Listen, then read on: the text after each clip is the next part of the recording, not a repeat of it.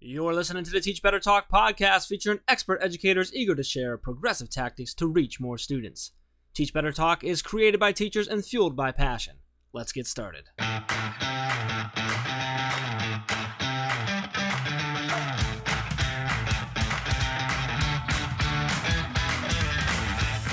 Hey everyone, welcome to episode 64 of Teach Better Talk. I'm Ray Hewart, and as always, I'm with the energetic Jeff Gargis. Energetic? I feel like I have to be energetic when you call me energetic, Ray. Am I energetic? You're so energetic. That was submitted by none other than Adam Peterson from episode 1. Episode 1 of Teach Better Talk. Do you remember that? Yeah, now I got to make sure that anytime I talk to Adam in the near future that I'm super energetic. Otherwise, he's going to feel like he told a lie. So shout out to Adam Peterson. By the way, awesome podcast, On My Way to School with Adam Peterson.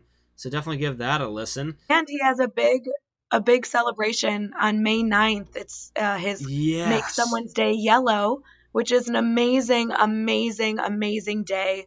So if you don't know about Make Someone's Day Yellow, make sure to search that hashtag. Absolutely, it's on May 9th. It's awesome. You get an awesome shirt. My daughter she always wants to wear her shirt. She never wants to take it off.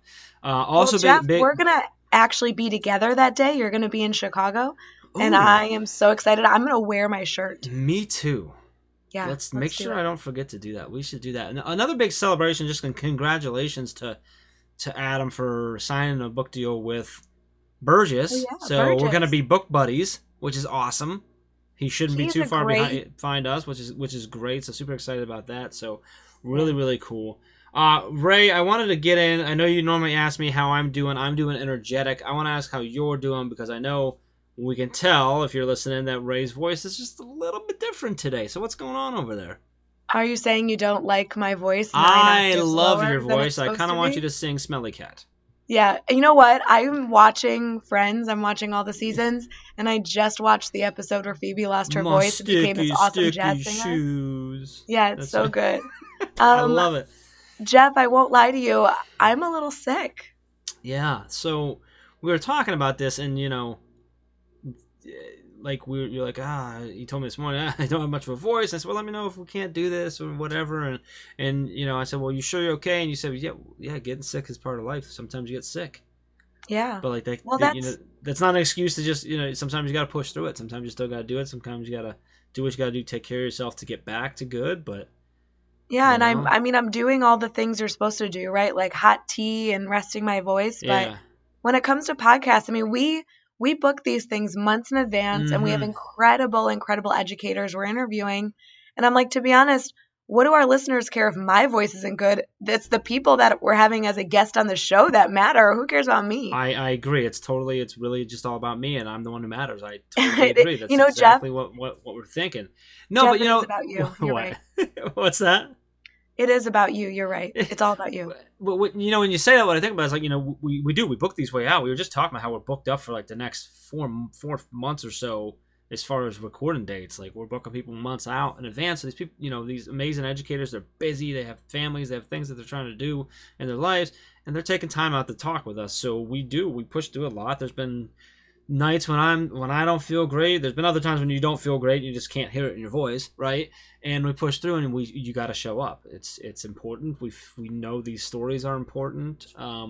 You, if you are listening, are important to us, and we appreciate you, and we want to do these things for you. And Ray, it makes me think about just teachers in general, because teachers so often show up even when they don't feel great. They go in front of the class. They put in the time to, whether it's grading papers, learning and studying for a new initiative that they put in place, or putting together a lesson plan, or getting those final touches, or going to the store to get those supplies, which they pay for out of their own pocket, by the way, or just being in class dealing with whatever comes your way, when all the while you feel horrible inside, and you just do what you got to do to get done. And the level of appreciation is way up there. Jeff, I have two things to tell you about that. First of all, I had a colleague text me this morning asking if it was okay if she took a mental health day. She's like, I'm not sick, my body's fine, but I'm just in a bad place mentally. She's like, it seems odd to take a sick day when I'm not, sick home with the flu or throwing up.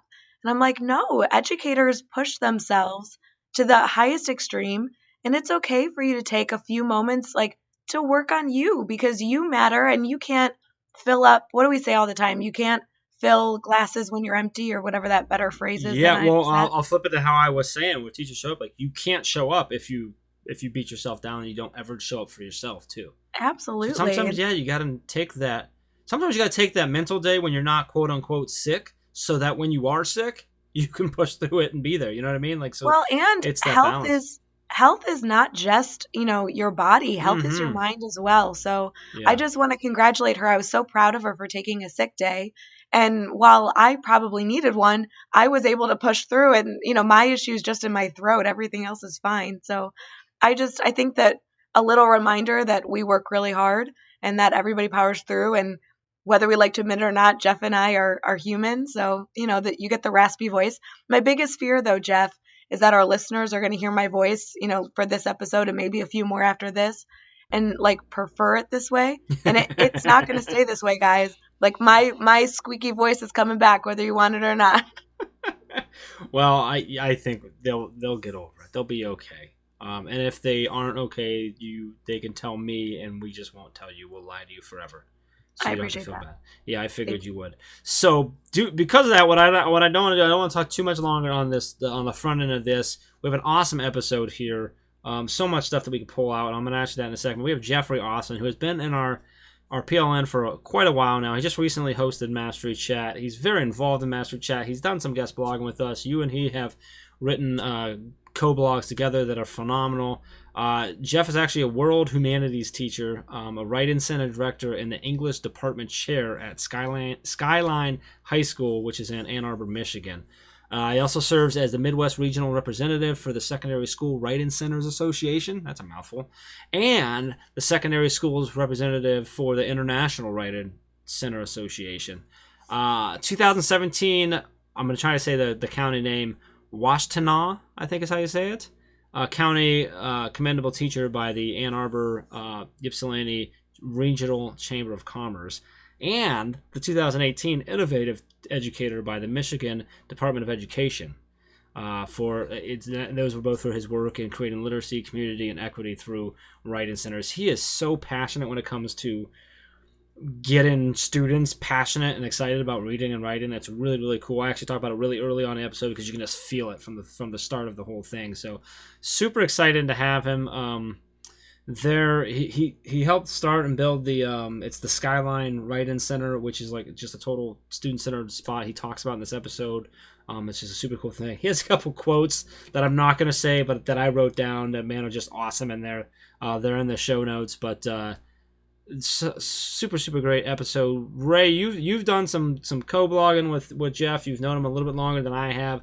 What did you pull out from the episode that maybe like you didn't see coming or didn't know about prior to today? Jeff is all about, and I said this in the podcast episode, but he has an amazing philosophy that I couldn't agree with more. But his expertise is in an area that I know nothing about. I mean, he's a high school English teacher, but his focus on mastery and all these other elements, he blends in with his amazing knowledge base. So I think what I most enjoyed about this podcast was learning from him. I mean, we interview amazing people. We always leave inspired. But I think Jeff really adds in small nuggets of information that you can take back and implement tomorrow. And I love those episodes. And with that, let's get into episode number 64 with Jeffrey Austin. All right, so we're here talking with Jeffrey Austin. And Jeff, it's hard for me to believe we were just talking for a minute before, Ray and I, about all the different ways that you are sort of connecting with us between being on social media. You host a Master Chat just recently. You blog with us. You've actually done co-blogs with Ray. And yet here we are just finally getting you on the podcast. And we're super, super excited to just dive into your brain and get to know you a little bit better, man. So how are you feeling tonight? I'm really excited to be here. I've been looking forward to this for a really long time. So being able to do Mastery Chat and being able to be on the podcast, I've said it before, I'll say it again. It's like an actor hosting Saturday Night Live. It's the pinnacle of the profession. Alrighty then. We'll take it. Jeff, I am so excited for you to be on this episode of Teach Better Talk, but I really want to make sure our listeners kind of know all about you, because I've had the pleasure of getting to know you the past year or so. So do you mind telling us how you describe all that you do? Sure. Obviously being a teacher is this really big thing. And I'll try my best to, I think, distill what I do into podcastable formats. I think that my biggest priority or my biggest focus in the classroom as a teacher, as a school leader, is really equity and inclusion. I feel like I have an obligation. I feel like schools have an obligation to deal with gaps in equity and disproportional outcomes that come from disproportional practices. So that's really where a lot of my focus goes to. I would say that I work with students to build meaningful, choice based learning opportunities that hopefully honor their literacies and value their funds of knowledge. Really want students to take control of their own learning. We use a lot of discussion, coaching, and feedback in my classes. And I really want them always revising, rethinking, and imagining. Uh, I think this is really especially important around literacy, which is my heart and soul, literacy and writing. And I really just want to trust these students to develop reading and writing lives and get really passionate about those things, especially when the grades are gone and the rubrics are gone and the stuff of school is gone. I still want them to be readers and writers because that's really the most important thing that I can think of. I love your passion behind that, man. That's so important for us to have educators out there that are still really passionate about helping students find the joy in and then become readers and writers. I think that's so crucial. I agree with you there. So I get me excited hearing you talk about it with so much passion, and we see it in your writing and things as well. So I want to talk to you real quick about failure. You know the podcast. You know we talk about this. You know that I love talking about failure. Not that I love failing, but I love the learning opportunity that it provides. So can you take us to a time that you've had a failure in your life? Tell us about what happened. How did you overcome it? And then what did you take away from that? Yeah, I got to go back to earlier in my career. I worked in a school and a department that was really competitive about who was the hardest grader, who gave the least amount of A's. And for a while there, I thought that was what you had to buy into to be good or to get ahead or to do whatever you wanted to do in teaching. But it really impacted my relationships with students. They weren't very good the first year. And I think I quickly learned that if you don't have good relationships, you've probably failed in some way. Something's gone completely wrong. As I was saying before, my focus is like equity. These are when you have this level of competition about these things, it's really hard to have an equitable classroom. So basically what happened with my students as a result was learning became about being best or being right, and that's not really a great classroom either. It fosters a really negative sense of competition. So I had to change. I had to completely ditch what I was doing, which was hard because I was a first year teacher. I'm kind of going against some established norms in my school. So I really had to reimagine what I was doing, and I really realized that it was about students having choices and the ability to make meaning together and puzzle over interesting things together. Uh, I think I really learned through that failure that you can't teach the students that you think you should have or the idealized student. You're teaching the students in front of you, and that's just the most important thing. You have to be student ready, and I don't think I was early on, and so I really failed at building those key relationships that we need. Hey everyone, while we take this quick break, I want to encourage you to log into Facebook and go join our private Teach Better Team group. It is full of 1,000 educators who are sharing ideas from the classroom, but really also brainstorming ways to start implementing these new initiatives that we're all working on. So go head over to Facebook and make sure you're a part of this incredible team.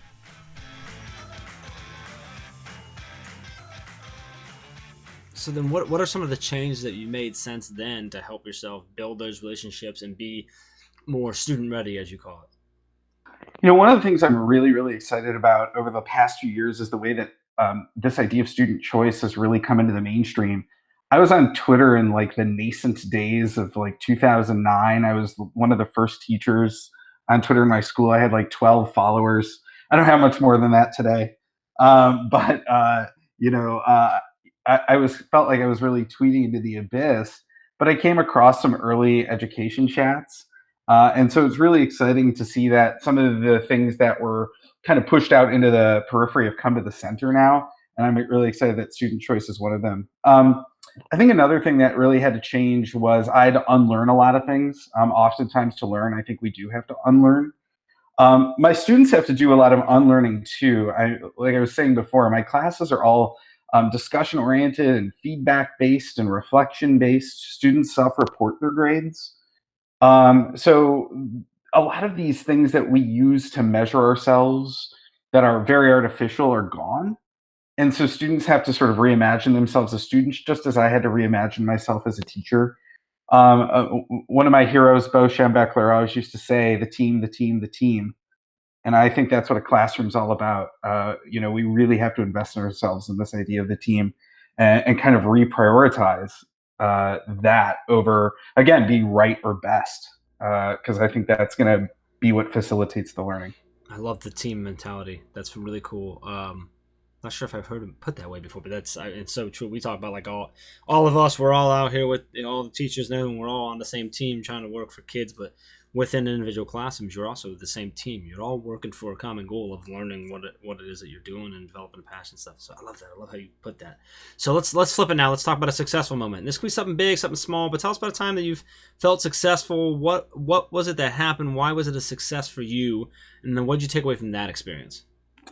I would say that probably the biggest success I've had is building the Skyline Writing Center, which I think is really partially my work, but mostly a testament to my students' work.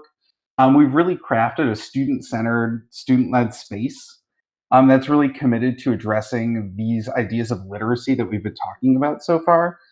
And I have students really in at key levels, design levels, about the Writing Center, and literacy is groundbreaking. And I think it's really changed some of the school culture and even the district culture around reading and writing. So, they're really passionate about social justice and equity. We spent a year writing a social justice and equity statement that's at the heart of our work. SkylineWritingCenter.org/equity. You can go read what's really driving us and what's really at our core. But in addition to that, I mean, these students have really done so much. We have school-wide writing competitions. We've given away almost $1,000 to writers in terms of our writing prize. We have an award-winning literary magazine that they're responsible for called Teen Spirit. We have 3 successful community partnerships, 2 with local universities and 1 with a nonprofit writing center. We are doing K-5 literacy nights across our region. So students are co-planning these with local groups and running these after school for families. And all of this work is just really, really incredible. And it's really changed the conversation and culture. Like I said, school-wide, certainly, district-wide, certainly, but even region-wide. This year, I won a $10,000 grant from the Michigan Department of Education to spread writing centers around, which is really exciting. And that's allowed us to take an even bigger approach to the literacy and writing goals that we have, and reducing those equity gaps that we see all over the place that really, really need to be addressed. So students are involved in this work.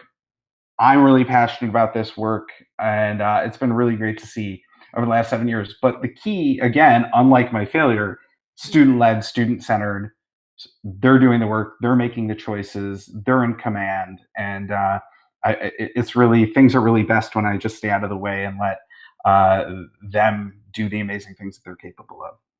Jeff, something I always enjoy, you did a great job in your answers focusing on this, but even just through all of our conversations, is you have such an amazing knowledge base that's so different than mine, but our philosophies are so aligned. And I love just whether it be a story you're sharing of your failure or success, or your blogs or anything else I've been able to read from you. I think there's such you really challenge me, like as a person in our conversations. obviously you're focusing on similar tasks, right? Building relationships with students, but also your knowledge base. Every time you talk, I'm like, oh, I should try that, or oh, I should do that, or yeah, it's really amazing. And they say, I'm sure we've quoted on this podcast before, but you really are like the 5 people that you surround yourself most with.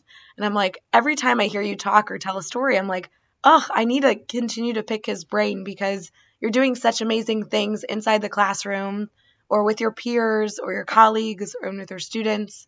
It's just so amazing. So I want to kind of ask you, with everything you're doing right now, obviously you're really passionate, but what is getting you excited? You were on Twitter early on. You've obviously accomplished a lot, but what's really fueling your fire? Well, I'm thinking back to the way that we actually started to connect. We got in a thread on Mastery Chat, which can happen. You kind of get over into a separate conversation within a conversation.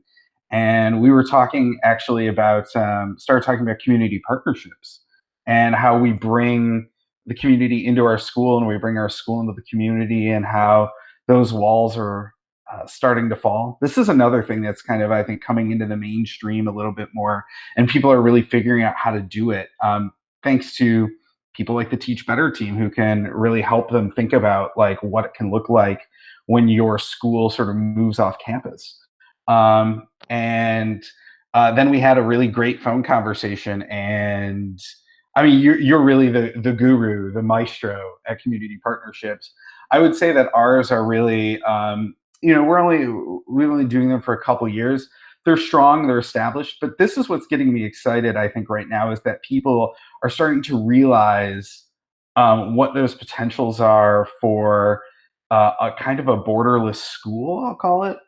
And I'm really excited that people are getting out there. Like I said, my students are out there doing some really awesome literacy work with nonprofit organizations, with local universities. The thing I really, really like about this idea, though, is that they're learning so much. They're giving a lot, but they're getting a lot in terms of their learning. I mean, I just think about all of the things they have to do to be really effective. Like, they have to really interrogate their own identities, and they really have to ask reflective questions about themselves. They really have to understand how to build lasting, trusting relationships with people outside of the school.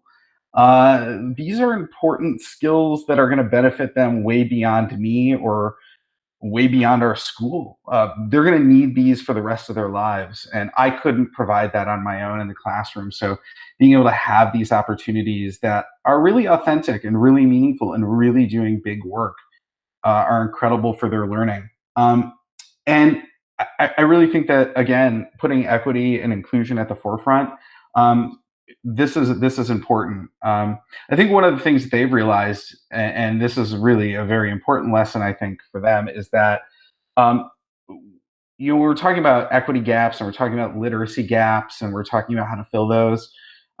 No students are broken; the systems are broken, and so they're not out there trying to fix students or trying to save anybody. They're out there trying to fix systems and think about these big relevant solutions that are affecting our community, which quite frankly is really really segregated. So I think they're bright stars in a big constellation of people doing this work, and I think that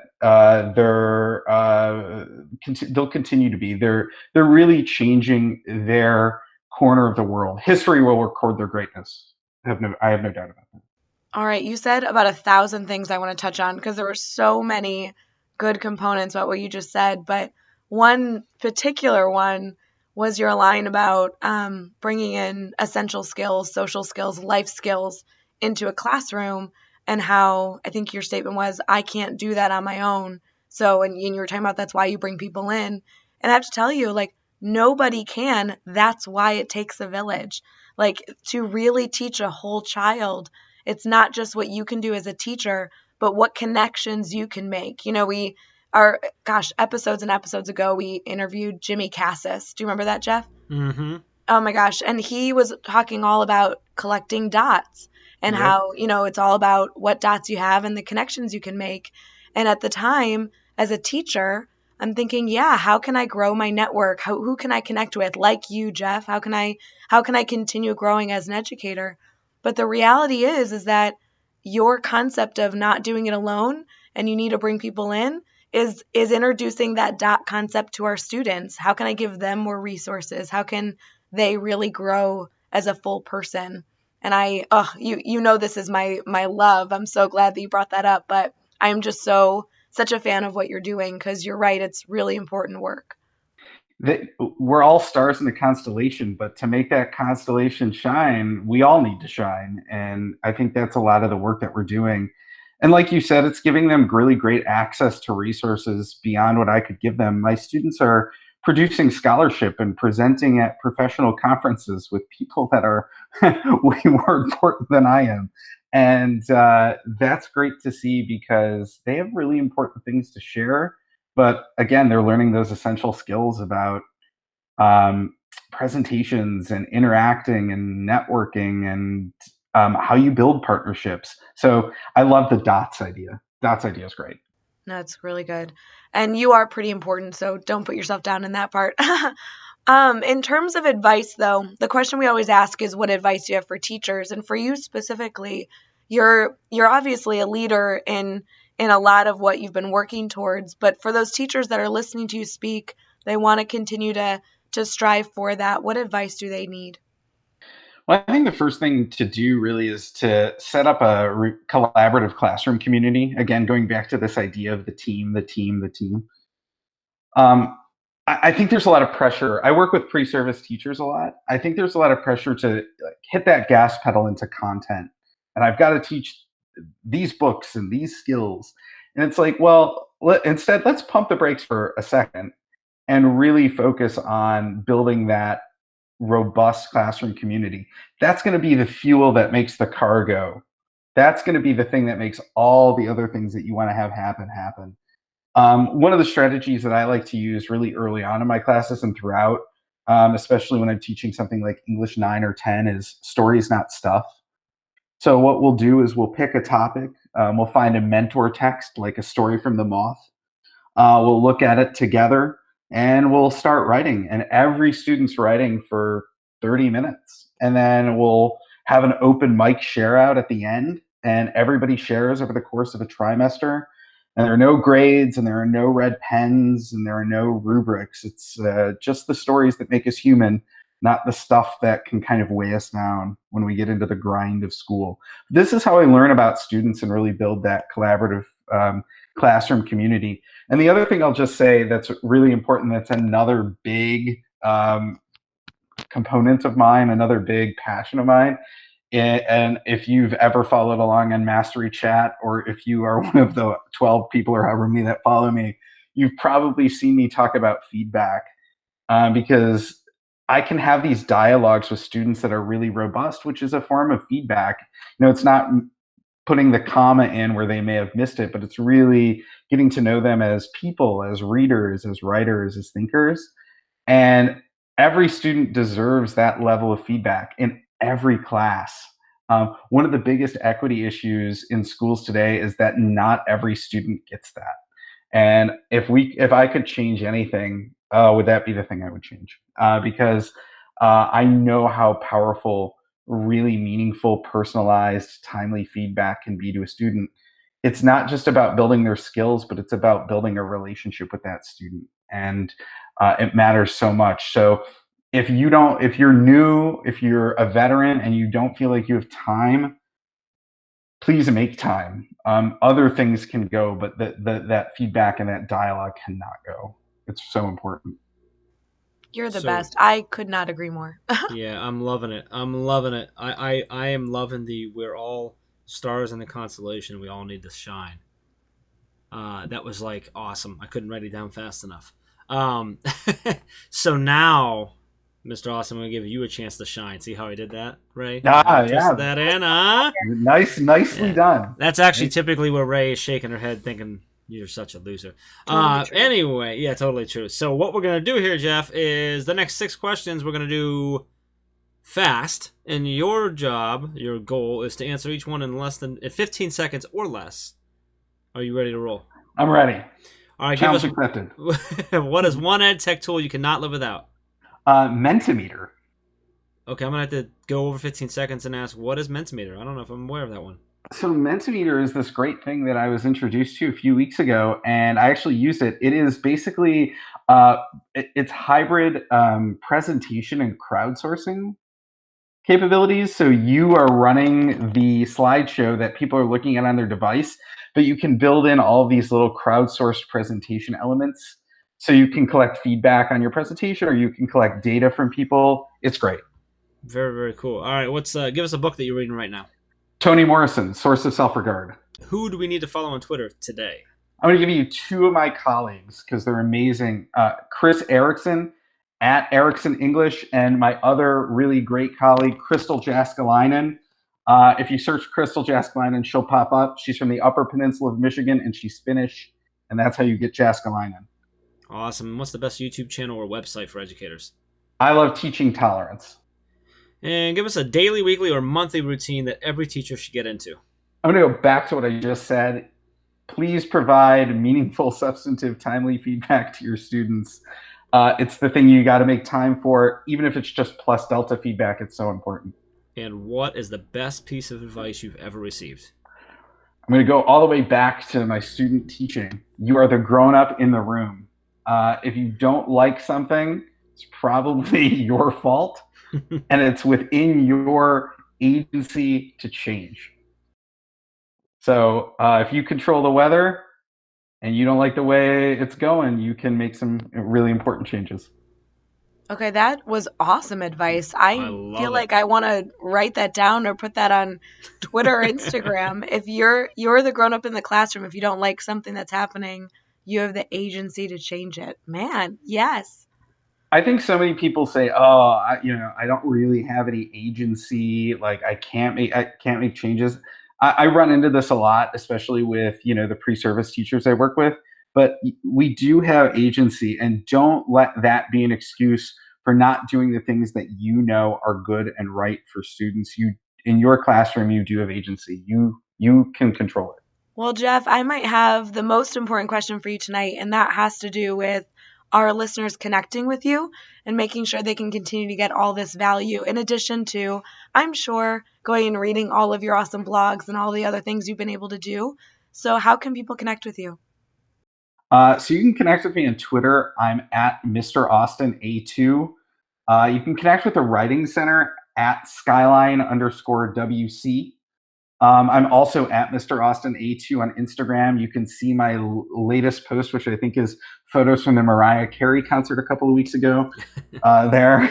And you can follow the Writing Center on Instagram at Skyline_Writing_Center.